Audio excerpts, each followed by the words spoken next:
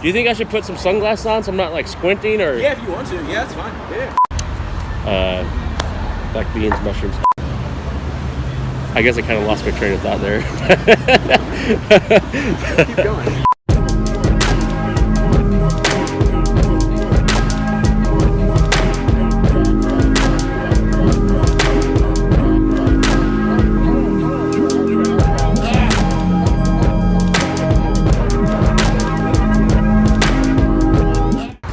Hey there, my name's Scott Zrust. I'm the chef owner of Chicken Fat's food truck.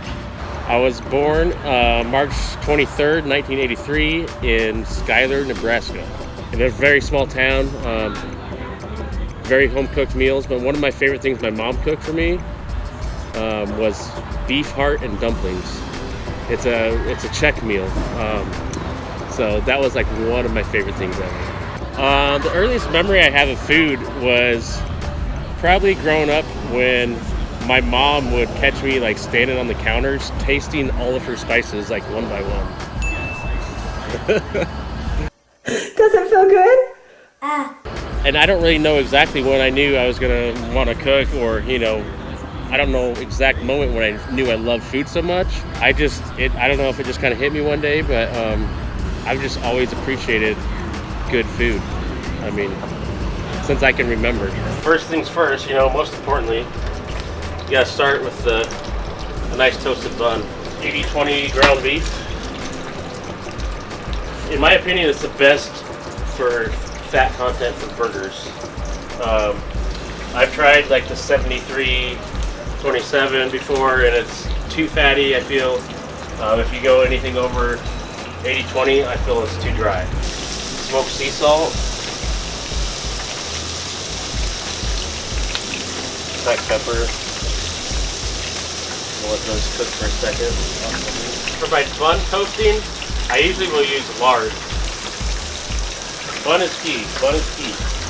Like if you don't toast your buns appropriately, you miss out on that like really nice crunch factor. So that's like a perfect bun in my head. That's perfect. Nice and toasty. As soon as I put that, I add the white American cheese, the melted cheese.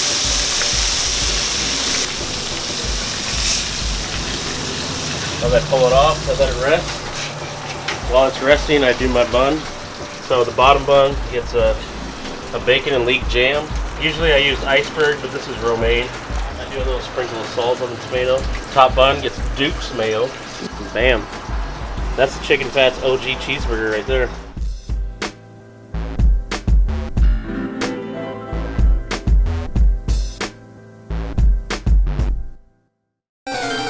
This is Wild Olive. He loves my food, man. I do. I come over all the time. I just leave money and he sends it over.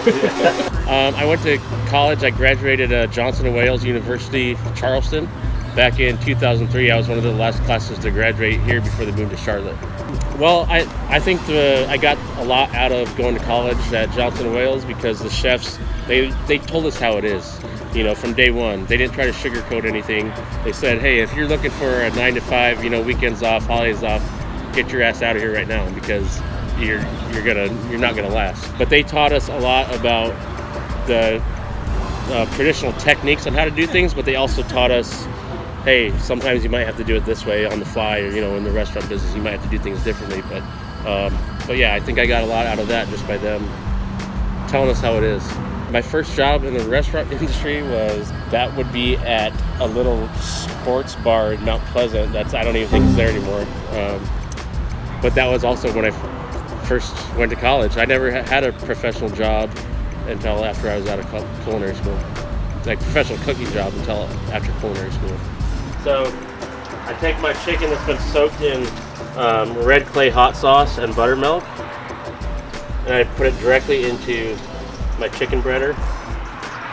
And this is what I was talking about earlier, and I was saying like knuckling the sandwich or whatever to get to like the flakes. There's like a way that you do it, and you can tell once I pull the chicken up out of here how you get those kind of ripples in it. So I drop that directly in the fryer, and then it's gonna produce a really crispy chicken sandwich. Drop that one in there. So the top bun is going to get homemade buttermilk ranch.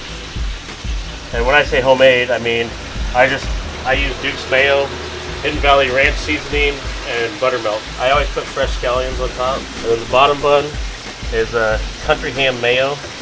So I take country ham, dice it really small, render it till it's nice and crispy, and I add some Cajun seasoning to it and mix it in with the Duke's. On top of that, you're going to get bread and butter pickles, so it's sweet and sour pickles. That's the setup for the spicy. So let me see, I'll show you over here too. And I always let my chicken rest on this rack too. But yeah, that's what you want in a good chicken sandwich. And this is going to be the spicy, so I got my spicy sauce here. I dip it right in there real quick so it doesn't soak up the sauce and make it soggy. And then I pop that on there, let that cheese kind of melt a second, and then that's going to go on for the spicy chicken. No secrets about it, just Frank's Red Hot Buffalo sauce. I put that on everything. So that'll be the spicy chicken sandwich right here.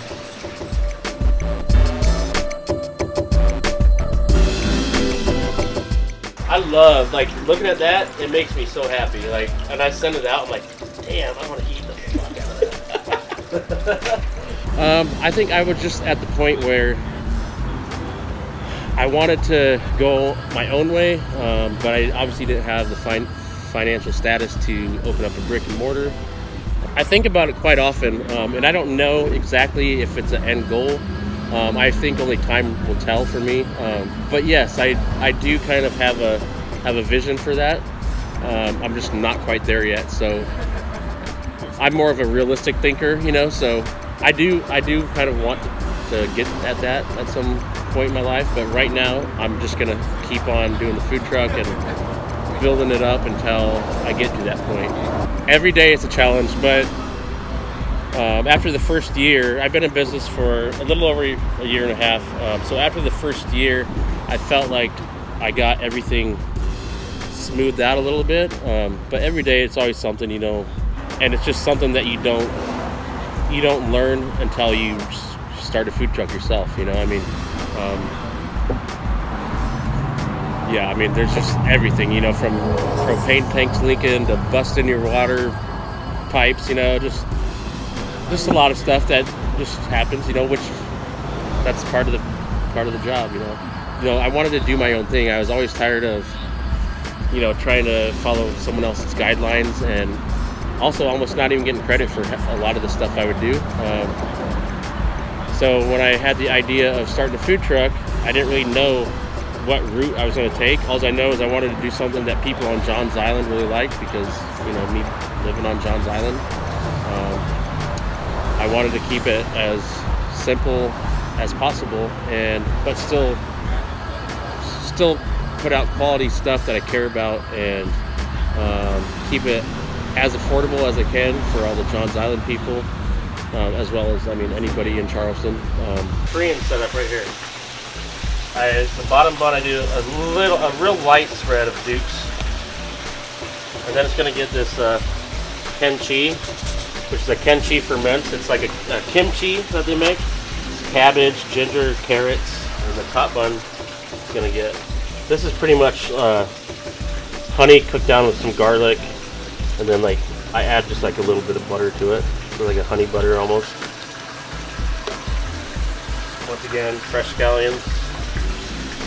This is the finish of the Korean after I got all that stuff on there. And then I'm going to take, this is the burnt and salty Korean mustard. That is like, it's like crack, it's so good.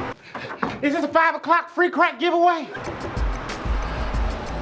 And I just kind of do a little glaze on it like that. And then you put the bun on with the honey mustard, or the honey butter. And that's your Korean chicken right there.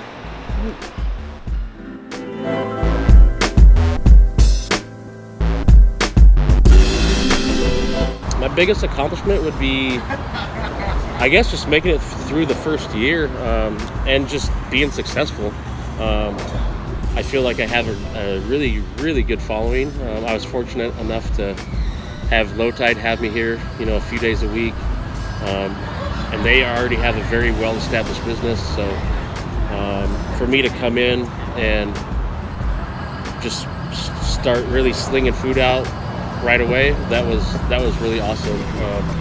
And previously I was a chef at Shawnee Pub. I started that kitchen, so I had a good following already on Johns Island. So I would just say my accomplishment would be just having the customers and keeping a good business going.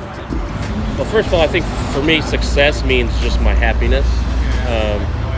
I feel like if I can find a good balance where I have a good clear head, a balance between life at home, life on the food truck, and I don't overwork myself, and I'm still happy cooking on the truck, putting out good food, seeing people smile, seeing big lines behind my truck, hearing all the good compliments about my food.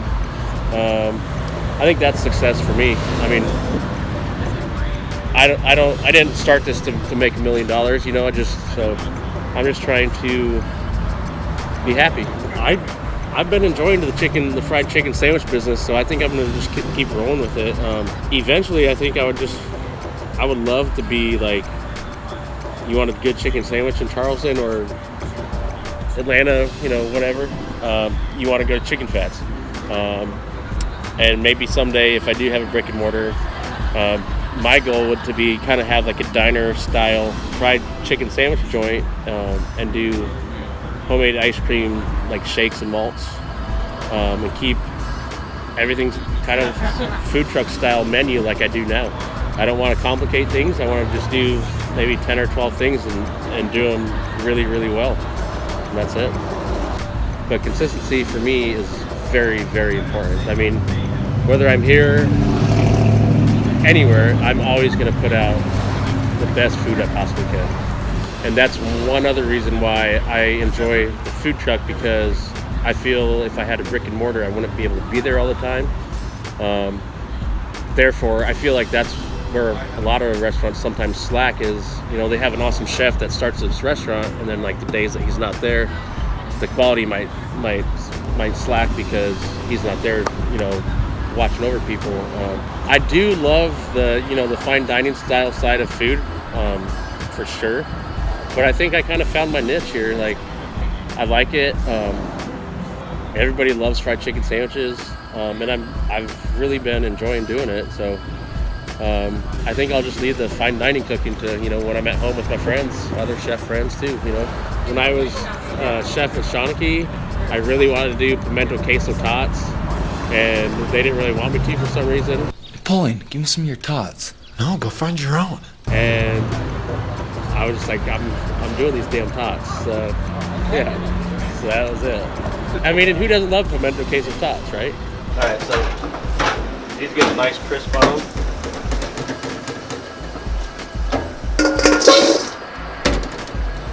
Take a tiny little bit seasoning, salt.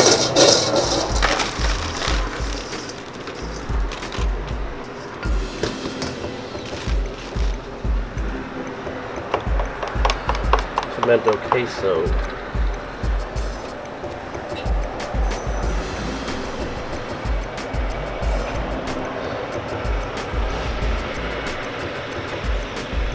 Just like that. Garnish. I always garnish with a little Parmesan, just a little paprika for coloring, and the ever so popular scallions. Just to make it. That's your pimento queso tots right there.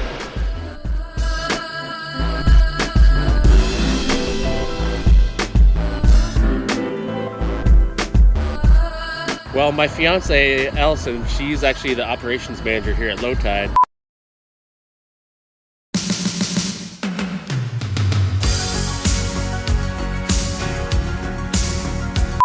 And she also works with me on the truck, so she'll get out of work here at 5, and she'll come straight here and work with me on the truck. More so me, I've been trying to be better about not getting stressed and being angry, Sometimes it's hard to do with being a chef, but she helps me a lot with it. She helps me calm down, yeah, she keeps me sane, I guess. If we do decide to ever have like kids and a family, I love cooking with any type of fat: bacon fat, smoked beef fat, chicken fat. So when I first signed up for my Instagram, I tried to have my handle be bacon fat, and someone already had it, so it recommended me to use chicken fats. So I did, and didn't think anything of it. And then my fiance just was, when we were trying to figure out what I was going to call my food truck, as well as figure out what menu I wanted to do for my food truck, she was like, how about just chicken fats? You know, that's what people call you anyways. Like, all right. So then that transferred into me being, all right, everybody loves fried chicken sandwiches, let's do it. So that's how that came about. Well, I mean, if you had to take like my first one that I ever made, which was, I don't even remember how long it was, but it was probably pretty bad, you know. I mean, or it might have been okay, but even now, like, there's a technique that I found when I pull my chicken out of my buttermilk and hot sauce soak. I kind of call it like knuckling the chicken, and I put it in my breader, and there's like a way that you got to move it around to acquire extra kind of flakes, you know, the crispy flakes. But yeah, there's all sorts of little techniques that I do now, from my toasted bun to, you know, continually trying different chicken breader spices and blends. And yeah, there's just always something you can improve on. Do not cut corners, whatever you're doing, and always look for ways to make your dish better. If you think you have the perfect chicken sandwich, it's not the perfect chicken sandwich. Keep trying different things to make it better. And yeah, that's it. I mean, that's it.